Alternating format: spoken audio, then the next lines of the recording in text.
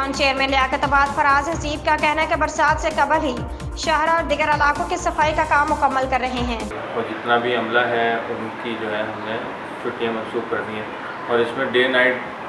के हवाले से जो है हमने ड्यूटियाँ सबकी लगाई हैं।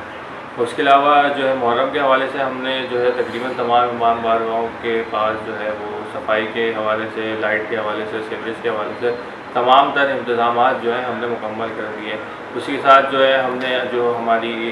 सैनिटेशन स्टाफ है उनको भी वहाँ पर मौजूद रखा है कि वो उनकी शिफ्ट बना दी है कि वो मौजूद वहाँ पर रहते हैं कि अगर कोई बरसात के हवाले से कोई इशू आता है तो वो वहाँ पर मौजूद। ये तो हमारी जो हुकूमत है इनके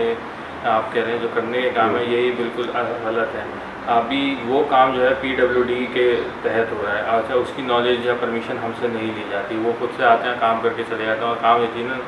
जितने भी इस तरह से इदारे करते हैं वो ख़राब ही होता है। अब वो हमारे बॉन्ड नहीं है, ना उन्होंने हमसे परमिशन ली है ना हमें बताया है, तो हम उसमें कुछ भी नहीं कर सकते क्योंकि वो KMC एक तो है भी KMC का रोड, मेन रोड है, इस पर KMC उनसे बात करें। तो ज़ाहिर बात है पानी की लाइन तो वहाँ से भी जाएगी, ये आगे तो ज़ाहिर बात है परेशानी तो रोड पे ही होगी, वो रोड पर अगर इस हवाले से हम म्यूनसिपल कमिश्नर KMC जो है इसको लेटर लिख चुके हैं कि ये हमें बरसात में जो है परेशानी का सामना करना पड़ेगा, लेकिन भारत उनके उस हिसाब से भी जो है वहाँ पर कोई रिप्लाई नहीं आया।